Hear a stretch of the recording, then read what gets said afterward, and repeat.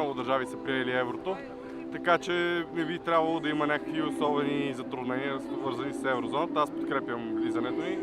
Това е, нали, последната част от нашата интеграция все пак в Европейския съюз. Мисля, че Европейския съюз доста ни е дал през годините, така че смятам, че е една добра стъпка.